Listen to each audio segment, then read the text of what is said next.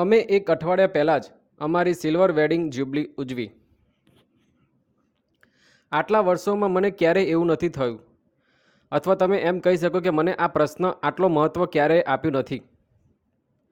અદ્ભુત. હવે આ પણ તમારી પત્નીને પૂછવા જેવું છે. કેમ છો? આ મને ખૂબ જ નકામો પ્રશ્ન લાગે છે. હાસ્ય આવે છે. હવે આ ચીડવાનું નથી તો બીજું શું છે? તમારે મારી આ વિચારસરણીને મારા પુરુષાર્થ સાથે ન જોડવી જોઈએ.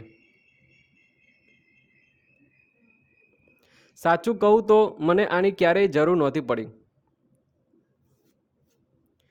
મારો સ્વભાવ એવો છે, હું ઔપચારિકતામાં માનતો નથી. દરરોજ મળીએ. અરે થોડા અજાણ્યા છીએ. હું અને આશા છેલ્લા 24 વર્ષથી સાથે છીએ.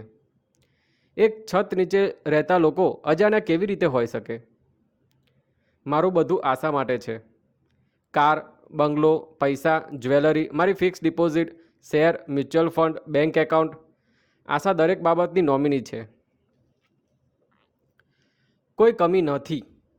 મને ખાતરી છે કે આશાએ પણ હું તેને આવો નકામો પ્રશ્ન પૂછીશ તેવી અપેક્ષા નહીં હોય.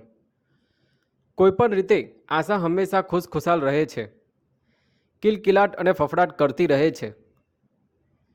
તેમને સાવનનો 50મો મહિનો સ્પર્શ કર્યો છે, પરંતુ આજે પણ એ જ ઉત્તેજના પ્રવૃત્તિ છે. લગ્નના શરૂઆતના દિવસોનો એ જ જૂનો ઉત્સાહ. તે નિષ્ક્રિય પણ બેસી શકતી નથી. જો ત્યાં કોઈ કામ ન હોય તો તે તેને શોધી કાઢે છે, પોતાને વ્યસ્ત રાખે છે. હવે બાળકો મોટા થઈ ગયા છે, નહીંતર એક સમય હતો જ્યારે આખો દિવસ વ્યસ્ત રહેતી. તેને શ્વાસ લેવાનો પણ સમય ન મળ્યો. તેને પાસે અદ્ભુત ટાઈમ મેનેજમેન્ટ છે. ગરમી હોય, વરસાદ હોય કે ઠંડી હોય, તે વિના સંકોચે તેના બાળકોને મૂકવા બસ સ્ટોપ પર જતી.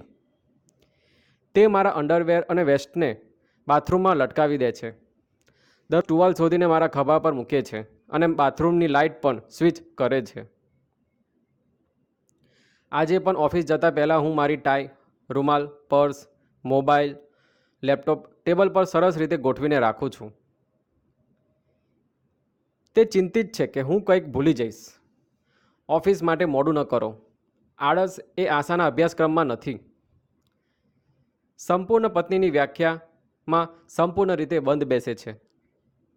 ઘણી વખત તે મજાકમાં પણ કહે છે, મારે 2 નહીં પરંતુ 3 બાળકો છે. આટલા વર્ષોમાં તે ક્યારેય બીમાર ન પડી. માથાનો દુખાવો, કમરનો દુખાવો તે તેનાથી દૂર પણ ન થયો. મેં હજુ સુધી તેની મેડિકલ ટ્રીટમેન્ટ પર એક પૈસો પણ ખર્ચ કર્યો નથી. અમે દિવાળીની ખરીદી માટે નીકળ્યા હતા. આશા મને કારમાં રાખવા માટે સામાન ભરેલી બેગ આપી રહી હતી. તે દુકાનમાં સીડીની એક સીડી પહેલેથી જ ઉતરી ગઈ. બીજી સીડી પર પગ મૂકતા જ તે લપસી ગઈ. જમીન પર કોણી પર પડી. હું ચીસો પાડવા લાગ્યો. જોયા પછી ચાલી શકતી નથી.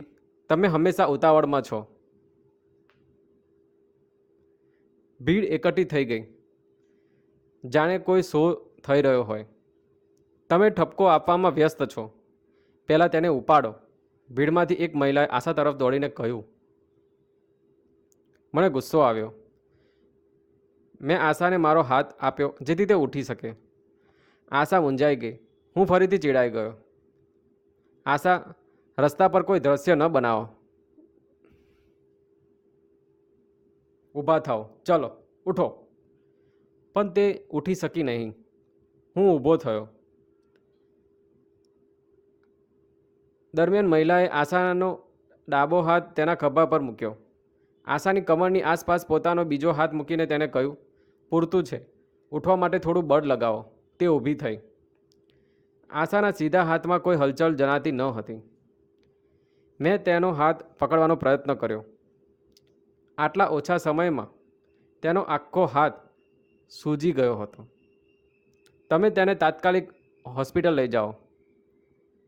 લાગે છે કે ઈજા ઊંડી છે. મહિલાએ આશાને ચુસ્તપણે પકડી રાખી હતી. હું કાર લેવા માટે પાર્કિંગમાં ગયો.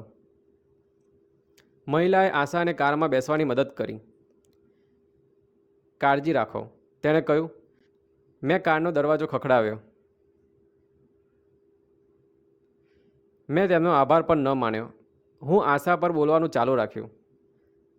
અને હાઈ હીલ ચંપલ પહેરો, આટલું પ્રહસનની શું જરૂર છે?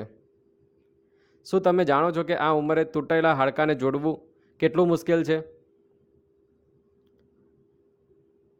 મારા શબ્દો સાચા નીકળ્યા. જમણા હાથમાં કોણીની નજીક ફ્રેક્ચર હતું.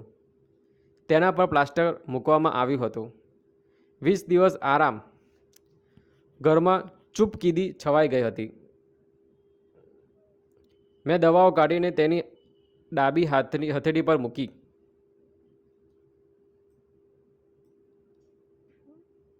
મેં પાણીનો ગ્લાસ તેના મોં પર સામે મૂક્યો.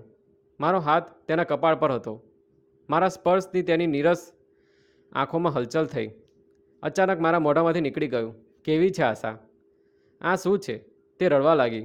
તેના આંસુ મારા હાથ પર પડી રહ્યા હતા. આંસુની હૂંફ મારી નસોમાં મારા હૃદય તરફ જવા લાગી. તેના આંસુની ઉષ્માએ મારા હૃદયમાં વર્ષોથી થીજી ગયેલા બરફને પીગળી દીધો. ઘણીવાર આપણે આપણા પોતાના વિચારો અને શાપિત થઈ જઈએ છીએ. આ પ્રશ્ન મારા માટે નાનો હતો, પણ આશા ઘણા સમયથી આની રાહ જોઈ રહી હતી. હું ખૂબ મોડો હતો.